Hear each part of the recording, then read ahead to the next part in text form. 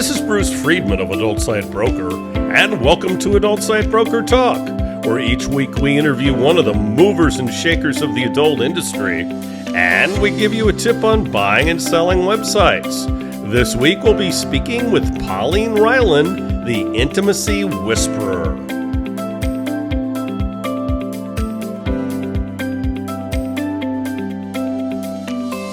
Would you like an easy way to make a lot of money?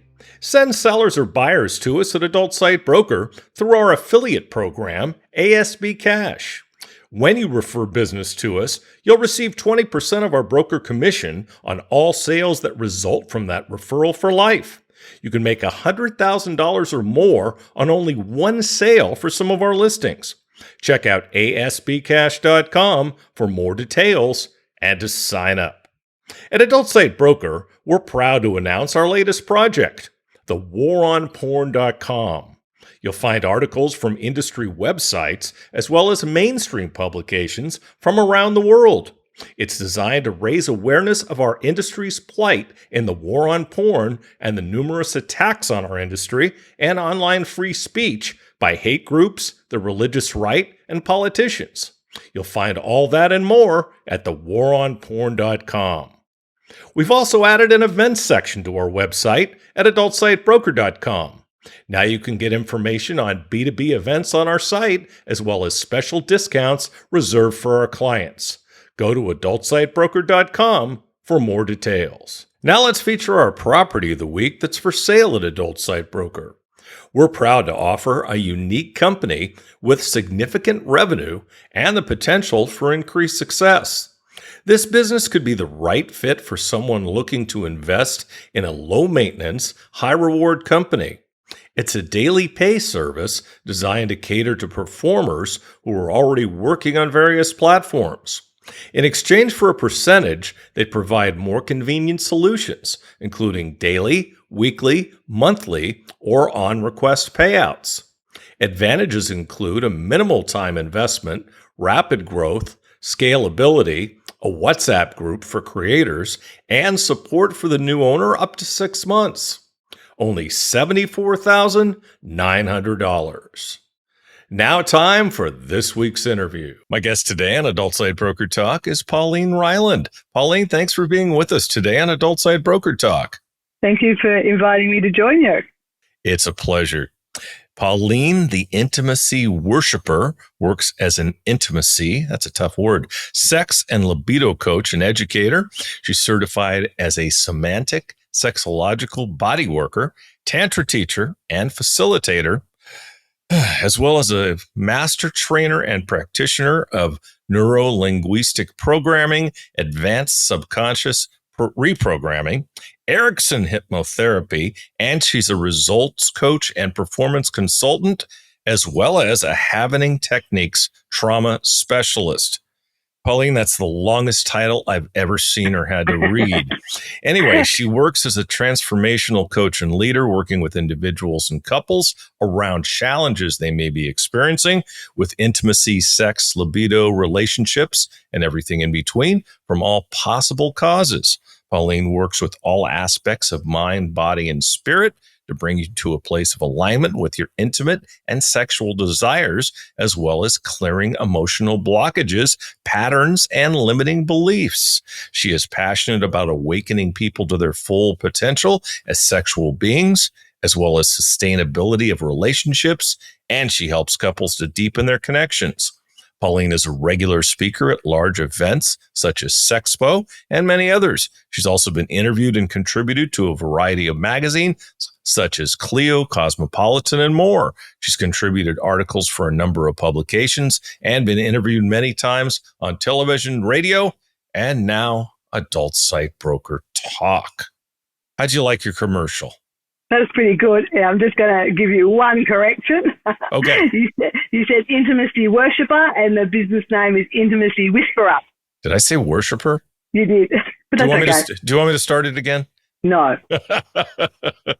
She is fine. The intimacy worshiper. Whisper. No, Whisper. I said it again. Whisper. To the naughty corner for you. Oh God. I've been doing too many BDSM interviews, I think. So, Pauline, what make you want to be a sex therapist? Well, it's not really a very simple answer. Okay, then give us a complicated answer. Well, look, I didn't know that it was a thing, being a sex therapist. I was doing a lot of my own inner work and sort of my own deep dive into sacred sexuality, and I got a message from spirit, my higher self, that said, "You're a healer, you're a sexual healer." And I'm like, I don't know what that is.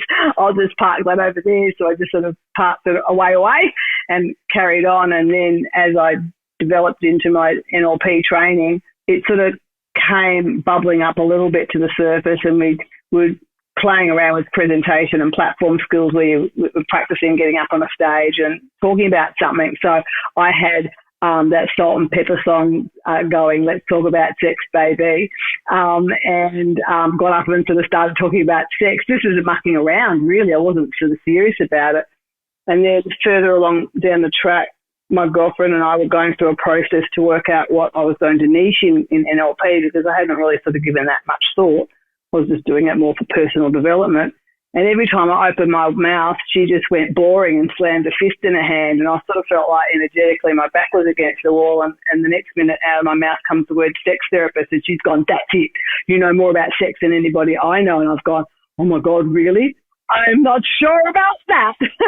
And that's where it started, really. Interesting. Did you say NLP training? NLP is Neuro-Linguistic programming. So that's where we work with the subconscious to bring about changes on the conscious level. Pretty phenomenal, and it's pretty powerful, and it works very quickly. Wow. So, I mean, do you use like hypnosis? I can do. I am hypnotherapist trained. I find it a bit tedious. I do have one hypnosis script that I work with women for, getting in touch with their erotic self, and I've done a new and improved version of that, and it's pretty good. But I don't generally do hypnosis anymore as a general part of my practice, because it's quite cumbersome having to write a script beforehand. So no, but I do always use the NLP, because I don't believe that the problems are just physical. Mindset comes into it as well. So I do use it in my coaching sessions. Okay, sounds good. Yeah, we've had a hypnotherapist on here before, and it was very interesting. It's amazing. Yeah, she actually hypnotized me. Oh, you listened? Well, thank you. Mm-hmm. How long have you been doing this work, and what were you doing before that?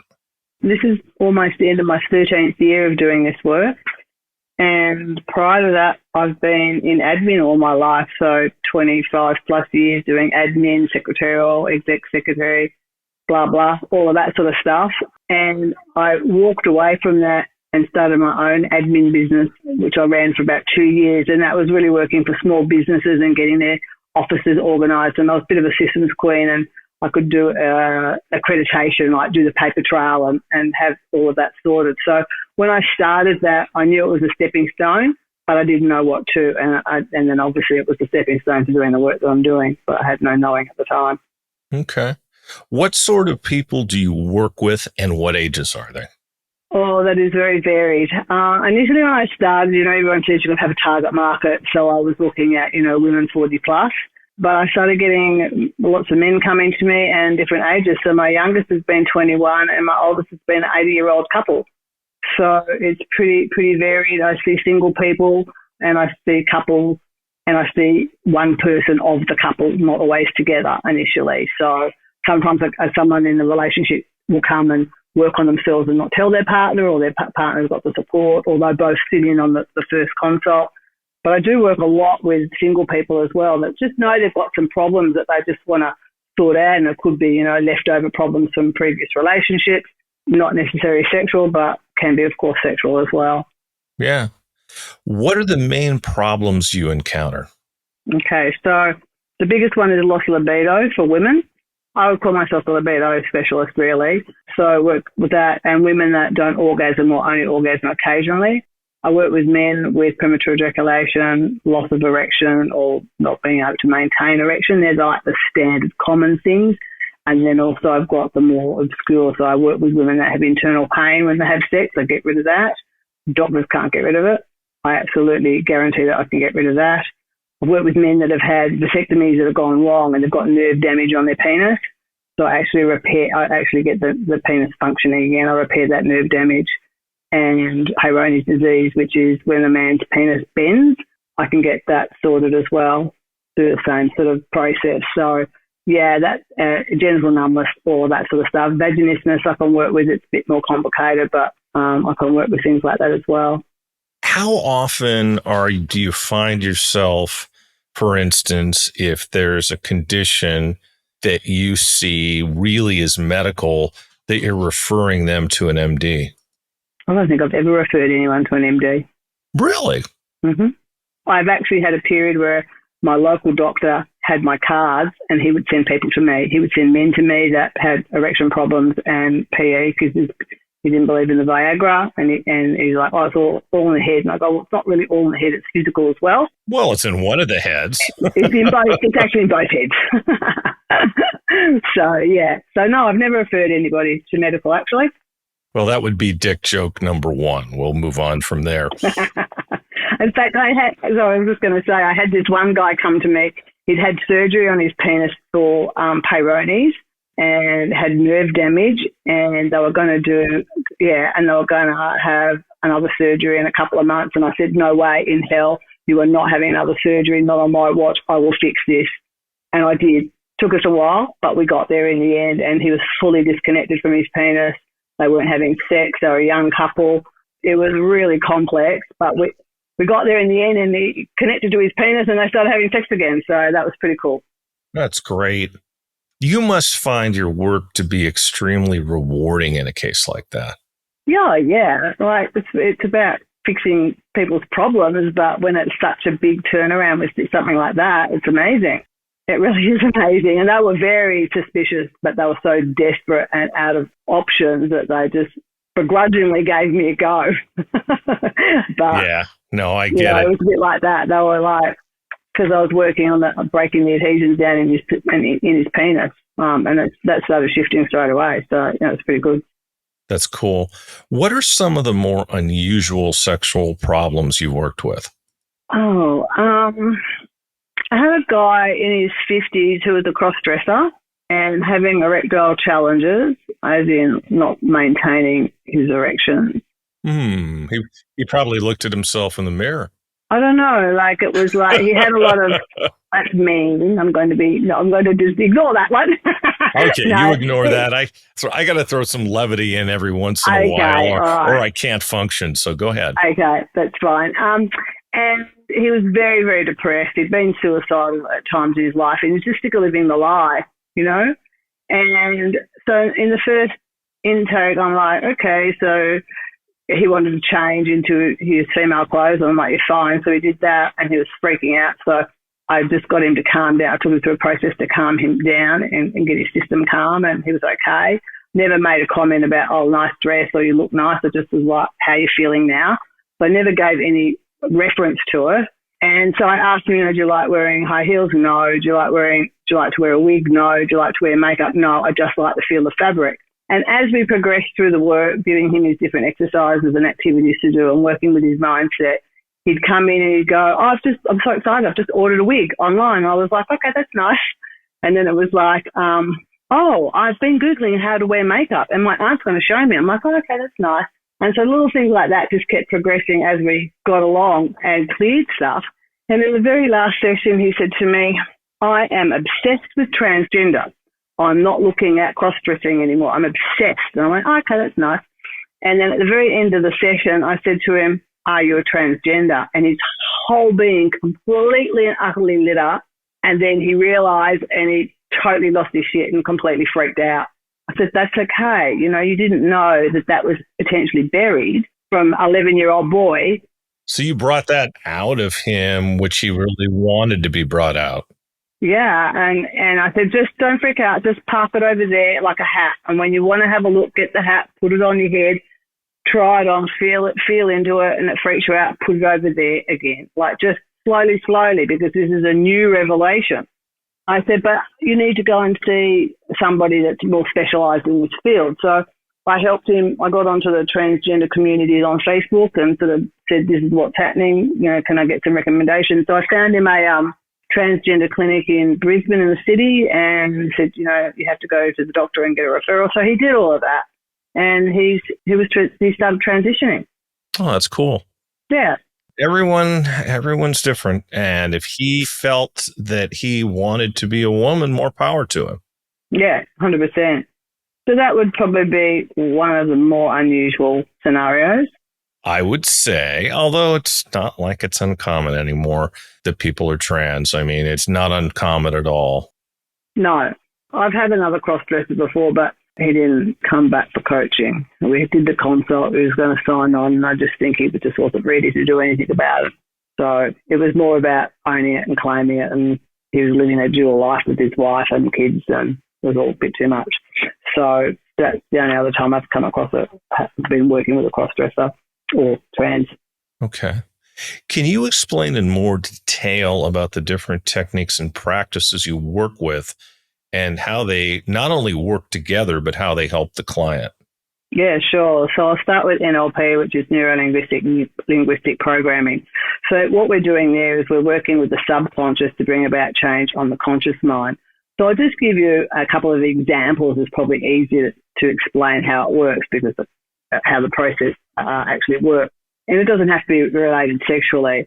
So when anybody comes to me, I look at what all the underlying core issues are. So yes, okay, you've got no libido, so I know I need to do libido coaching, or you have erectile challenges, I know I need to do things in that area. But the mindset stuff is the stuff that I'm probing for to see what emotions are sitting there under the surface. So the 5 main emotions I work with is anger, guilt, grief, sadness, and fear.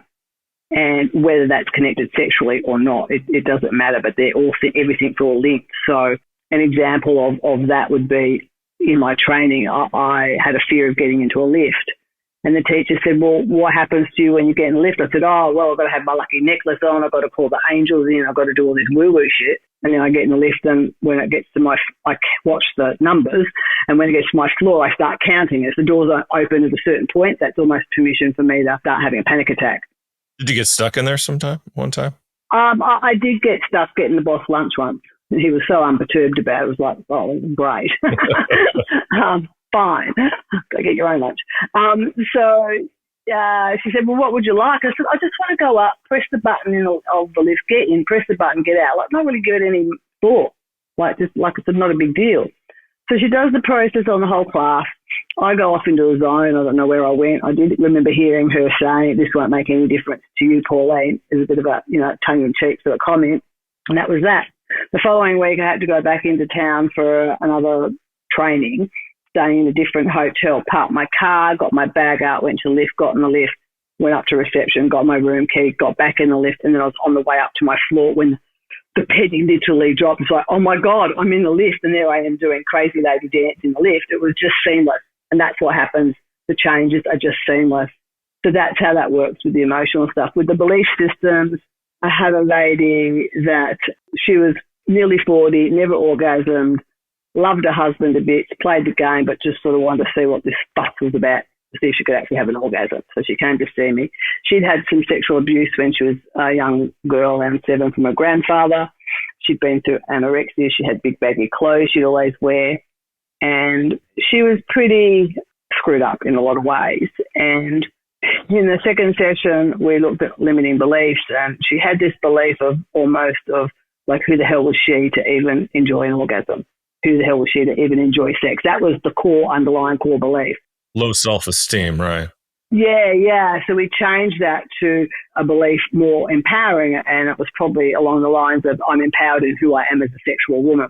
The next session, she comes to me, and I kid you not, she's in a T-shirt and a mini skirt. And I'm looking at her going, check you out, girlfriend, what's going on? She's going, oh my God, you're not going to believe it. She's got a hand on her head, sort of like bowing down, like mortified that was going on. And I said, what happened? And she goes, wow, I walked into the lounge room. I saw my husband. I went up and grabbed his hand. I led him to the bedroom. We had the best sex we've ever had in my entire life. Oh my God, I can't believe I did that. And I'm going, and that's a problem for your house. And in that moment, it was like, bang, penny dropped, seamless. The shift just happened seamlessly. That's so cool. Yeah, another really, I will share this one because I can. This lady, when in my first intake with her, she said, blowjobs are disgusting. And I went, okay, and I just sort of parked it, didn't say anything. And then when we got to her into belief, and she just started seeing a guy, and she'd been through an abusive domestic situation with her partner. So she was very fragile and fragilely getting involved with a man, take it very, very slowly. And he was like nudging a bit, but being very patient. And I said, well, how about we get rid of this belief? And so we changed the belief from blowjobs are disgusting to oral sex is a beautiful thing with a partner that I care. And at the end, I always go, well, what do you believe now? What do you know? And she goes, penises are fun. So we had a giggle about that. Well, I mean, I like mine. I don't know. Yeah, but that was a pretty good turnaround. And so I said, when are you seeing your guy? And she said, in a couple of days. And I said, okay, well, no pressure, but it's not like you're going to be going, oh, I'm going to have sex with him, so I'm going to try and give him oral sex, or I don't know if I'm ready for oral sex. I said, you won't even think about it. It will just be seamless. It will just happen seamlessly if it's going to happen. I said, but if it does, send me a text of a banana. And we had a giggle about that. And then 2 days later, I got a text of a banana. I was like, yes. I love it. You know, two things about the stuff you just said. First of all, women being unable to orgasm.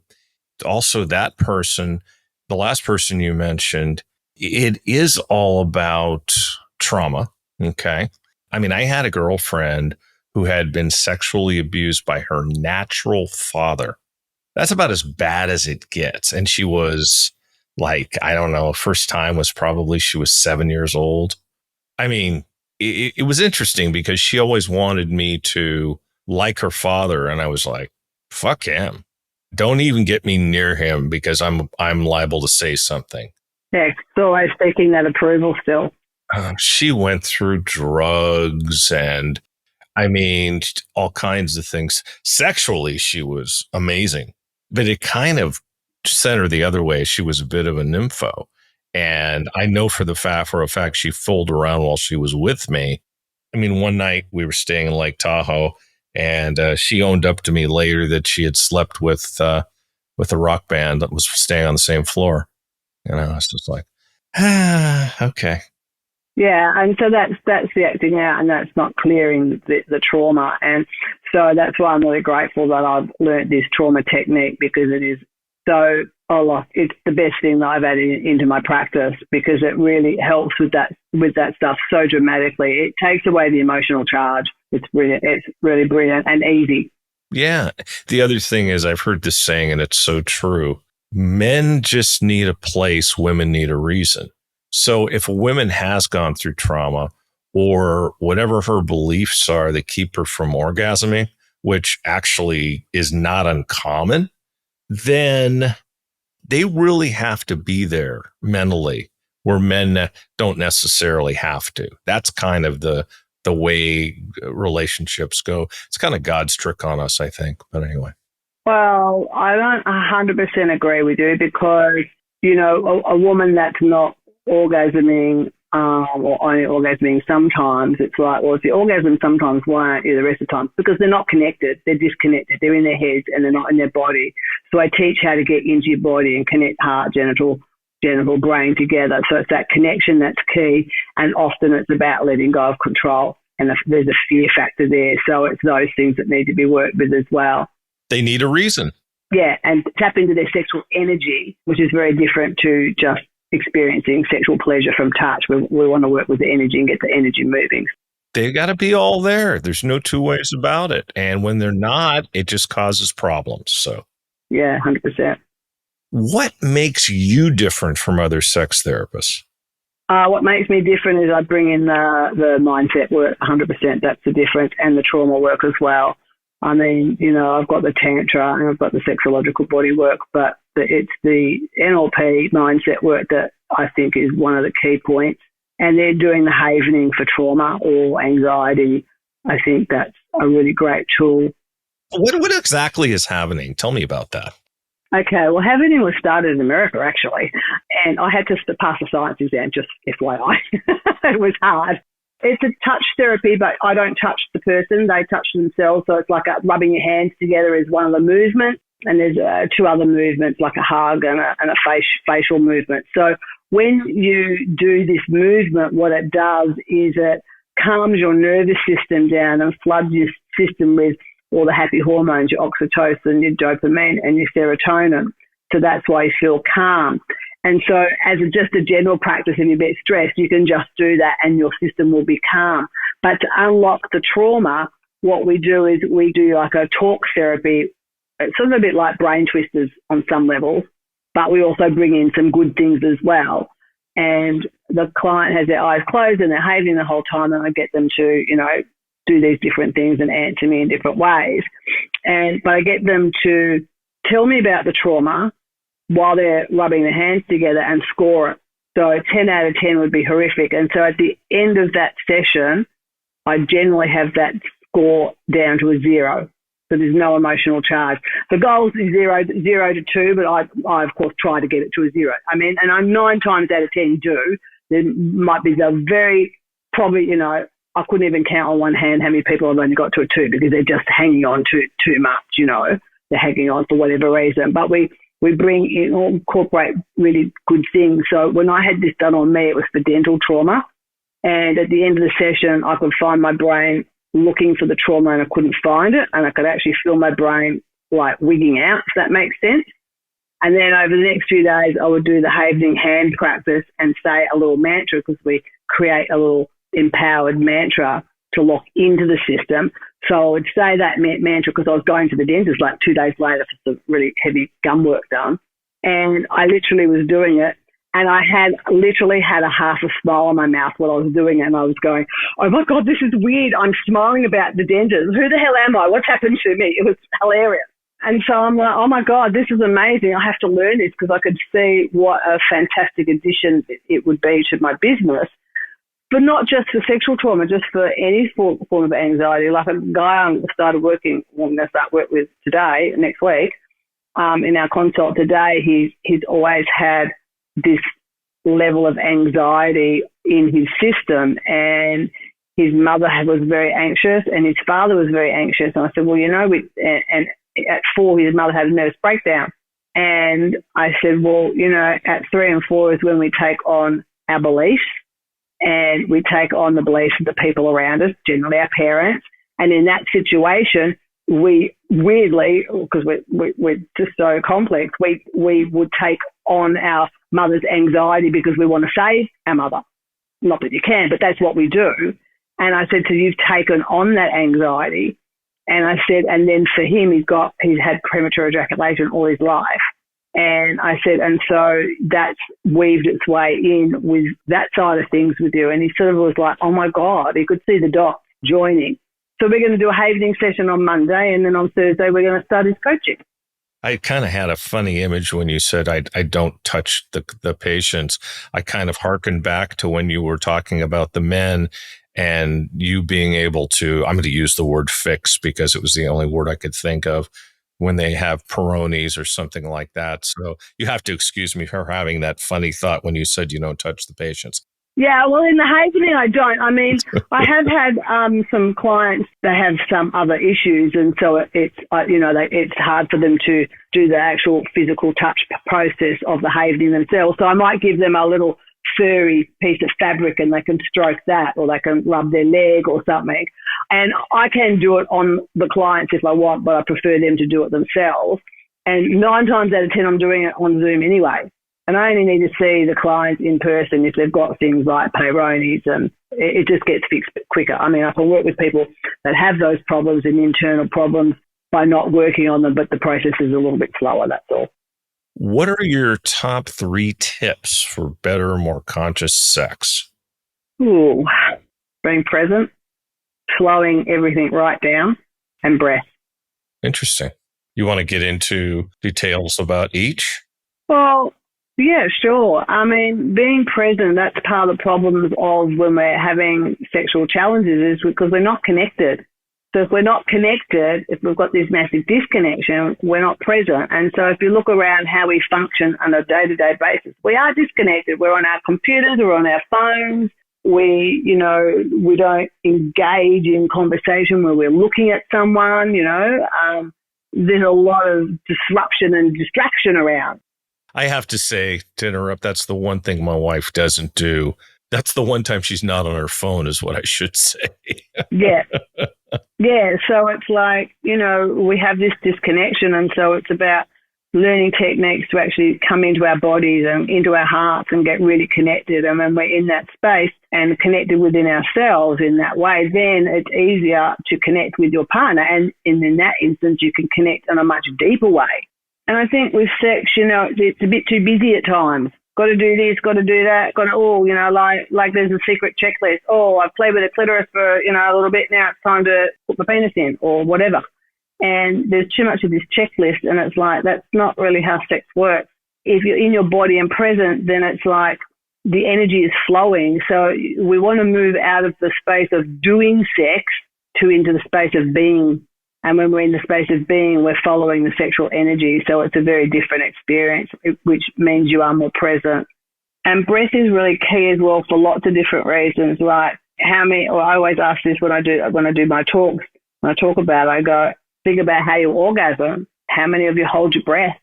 And if you can breathe through your orgasm, it means that sexual energy has got room to move through your body in that flow, as opposed to if you're holding your breath while you're orgasming, it's like the energy just gets stuck. It's like hitting a wall.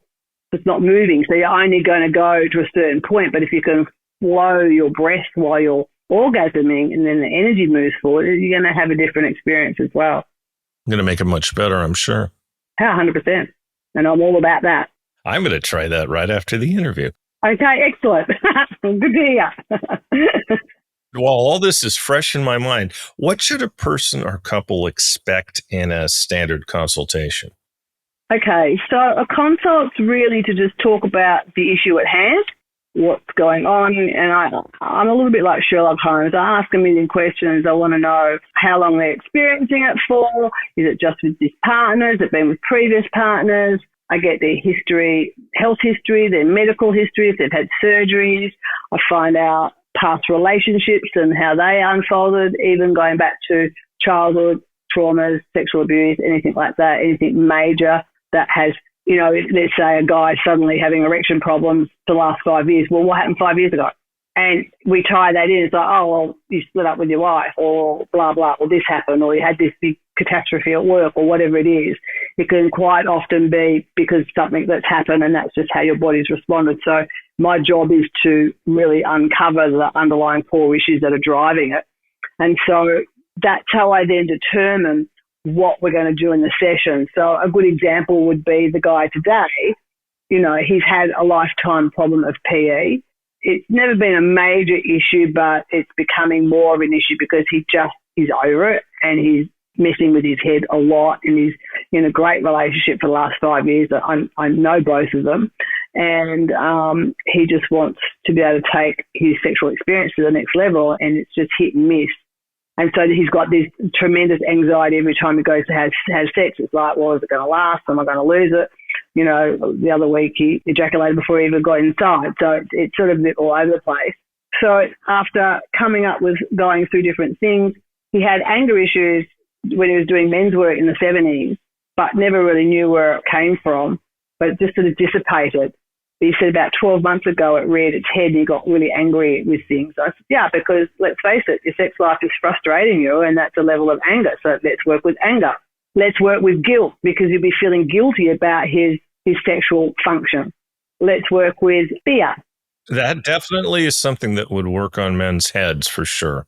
Yeah, what is fearful about each time he has sex, just that unknown and the fearful of moving away from this, because this is almost like it's his persona. I'm the man that ejaculates too quickly. So he's got to get a new persona, so we've got to let that go. So we're working with those things. We're going to work with his anxiety. So that's the first thing that we're going to do. So that will calm the farm down or calm him down so we can get into the other emotional stuff. And then we're going to work with some of the beliefs. And I said, without even digging in, I said, there's probably beliefs sitting in your system like, I'm no good as a lover. I don't feel strong in my masculinity because I'm not good at sex. All those sort of underlying things there. So we need to add. So what happens as we flick those limiting beliefs off and replace them with beliefs that are really empowering, he starts to like really grow in his confidence within himself, and he starts to really step out and really shine because we're releasing all the crap, basically. And then at the same time, we're doing exercises and activities to strengthen erection function. With PE, we have to work at, it's a little bit more complicated, and it will probably take longer than my time with him, but he'll have the techniques and his partner can get involved with it as well. But we have to teach men how to stay aroused but move away from arousal while staying aroused. It's a specific technique. So that's a little process that takes time. And then other activities and things that I'll give him to start working with the sexual energy and getting the sexual energy moving, and some different healing activities that he can do on his own and with his girlfriend. And so that's what we're doing. So at the end of the session, I go, okay, I just summarize, these are the things that we're going to do. I think we need to do X amount of sessions. So with him, I sort of said, look, it could be 4 or 5. Let me quote you on 4 sessions, and then I just work a price point out. Everyone has their own tailored price point. People are really like broke, then I don't want them to miss out. or they're young, if they're in their 20s, I don't expect them to pay what I charge. So, my normal fee. Before we started the actual interview, we were having a nice casual talk. And one of the issues that we both agreed we both suffer from is discrimination from the mainstream world. What amazes me is that sex is something that everybody pretty much has. Yet you are suffering from the same type of social media issues that us in porn have been suffering from. And not that I'm going to justify what they've done to people in adult, because it's completely unconscionable, but you're getting the same type of treatment, aren't you? Yeah, well, not a long time ago, but, at least 5-7 years ago, my business page on Facebook is Intimacy Whisperer. And I wanted to run some ads, and I got shut down because I had the word intimacy as my business page. I'm like, oh, for God's sake, you're kidding. So I created another Pauline Ryeland entrepreneur page so I could try and run ads there. Anyway, that didn't end up sort of really happening. I told you they banned. Anyone who listens to this podcast knows that I was banned a while ago. But then, as I said, just recently, LinkedIn, I sort of forgot, and LinkedIn, suddenly my account disappeared, and I wasn't that upset because, LinkedIn's LinkedIn. It's not like a big thing for me, but I go to LinkedIn monthly meetings because it's a great networking and a great crew of people. So it's good to be on LinkedIn and connect with them that way. And I lodged a thing, and then they said they'd be back to me. And I lodged twice. I said, I haven't heard anything back. And then they finally came back and said my account had been closed due to violation of adult content. And I had to write back to them by reply that I promised I would not write anything like naughty again, basically. And then I was like, I wonder what it was that I wrote. And then when I finally got my account back, I was like, oh, I shared a blog which is about orgasms and sexual energy. And God forbid. What you should have said was, if nobody ever orgasmed, you wouldn't be living. I know. So now I've just been more mindful with LinkedIn. So today I did a post that went to Facebook, to my business page. I haven't put on LinkedIn. And I just was like, every time I write the word sex, I'll just do S*X, with that little star thing. And then I don't have to worry about it. I can just put it everywhere. But it's pretty ridiculous. It's completely ridiculous. I told you what they did to my LinkedIn. I had over 5,000 followers, and they canned my Facebook page. I twice contacted them, and they turned down my appeals. Now I'm back with about 250 followers, and I'm just not that motivated to spend a lot of time there. So Facebook obviously kicked me to the can. So, hey, Twitter and Instagram, well, that's owned by Facebook, but I'm still promoting this podcast there as long as they'll let me. And I am going to use the word sex without asterisks for years, by the way. In terms of sex, what are you passionate about? I am passionate, and my mission is to awaken everyone to their full sexual potential, because I believe most people aren't hitting that. Even if someone's really orgasmic, I go, yeah, it's like a deck of cards, I'll raise you one. I know I can take them to another level. So that's one aspect. And if you're in a relationship as a couple, I'm passionate about relationships being sustainable. So a relationship that is a contribution to each other, where there's kindness, caring, generosity, as in it can be generosity of spirit, generosity in the way you work with each other in kindness, and to be always raising each other up. So if I've got a partner, in addition to my life, by having that person in my life, it's raised my life and my vibration by 10% minimum. So it's a joy. So that's what I mean by sustainable relationship, because too many relationships out there that aren't talking, they're not having sex. I mean, there were some stats a few years back. I don't know if it was a worldwide stat or an Australian stat. Sorry, I can't remember. But it said 1 in 10 marriages weren't having sex, which meant that something like it was like a really high percentage of marriages were classed as sexless. I think it's higher than that personally. From what I know, from talking to friends and everything else, I mean, I think it's higher than that. I really do. Yeah, and it's sad because sex is your life force, it's your energy. If you're not utilizing your sexual energy, guess what? You're going to get sick. You're going to get all other things are going to go down if you're not using that energy, and it keeps you younger and vital and happier and healthier. And look around the planet, how many sick people there are. Exactly. You wrote a book titled... I did. Yes, you did. It was titled Empowered Conscious Sexuality from Prude to Pleasure. Another long title.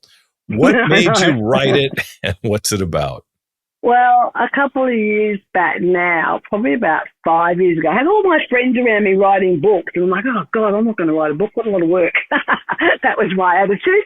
And then I got a download from, I call it spirit, but it's like my higher self. It's a couple of years back said, you're going to write a book. And I'm like, yeah, okay, well, I'll just park that. I'm not ready for that. And then last year I was like, oh, I think I'm going to write a book this year. I was like, oh, and it was quite strong. I was like, okay, that's interesting. So I found the guy that I was going to do it with. It was a 7-day online book writing program, which pre-COVID, he would take you to Hawaii and all these wonderful locations, but he pivoted and did it that way through COVID. He is bringing back the odd retreat, live retreat. And so in my head, I was like going to write it around this time of the year, around October. And it was quite funny how it came about. I did a book mapping session with him, which was a free Zoom for an hour, which went through the stages of how to map out your book. And so I'd already done one with him about 4 or 5 years earlier at a big conference, and that was the best thing at the time. So I sort of had my notes still from there. So I just sort of pulled that out and went through it again and sort of got a bit of an idea of what the chapters were and the structure and stuff. And then I was going through a bit of a funk. You know, we all have them ourselves. You know, I'm not perfect. And I was actually in a space where I could not make a decision. I was just frozen. And I had a girlfriend who's one of my mentors was offering a free training. And I was like, oh, yeah, I'll message you, because I was like, I'm not paying $270 for that. I was being really, really scroogey. And then in the end, I didn't get it, but she offered whatever the price was. That wasn't the price. She offered it at a discount price. And I was sitting there thinking about it when all of a sudden, out of nowhere, the book started slamming me on the head energetically. It was banging me on the head, the book. I'm like, what the hell?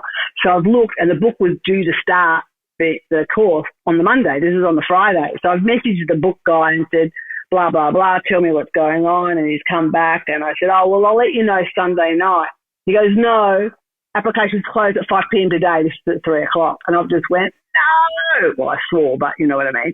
I'm like, no. And so I was just going in this whirlwind of stuff, and I said, okay, I'm in. And I went into both the courses. So I went from her course to his course, and she works a lot on 5D, working in the 5D. And so it was like this complete timeline jump that I did when I dived into his course.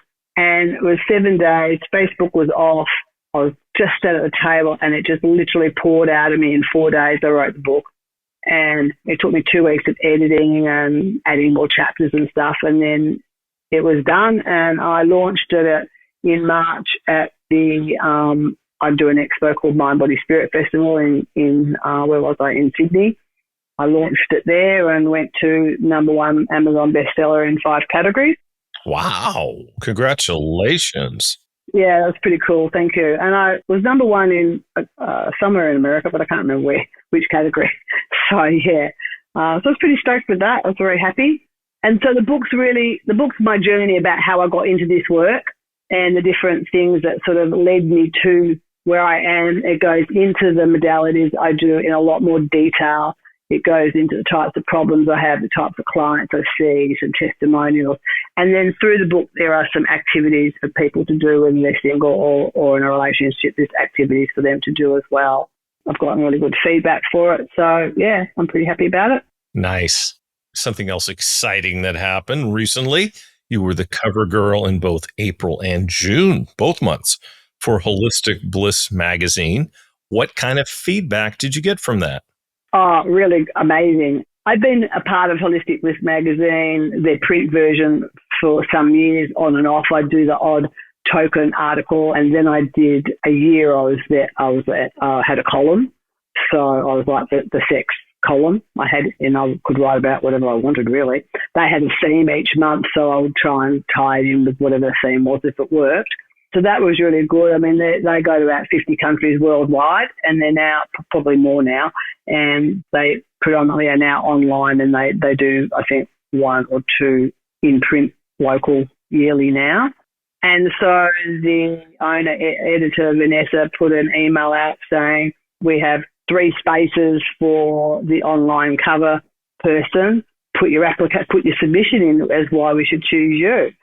So I just sent her an email back and said, 2023, it's about time a sex therapist was on the front cover of a magazine. And she went, you're 100% right, you're in.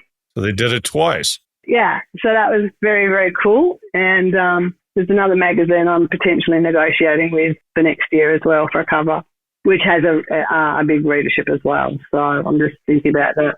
Keep me posted, and I'd love to see the articles in those too. If you want to send me the link, that'd be fantastic.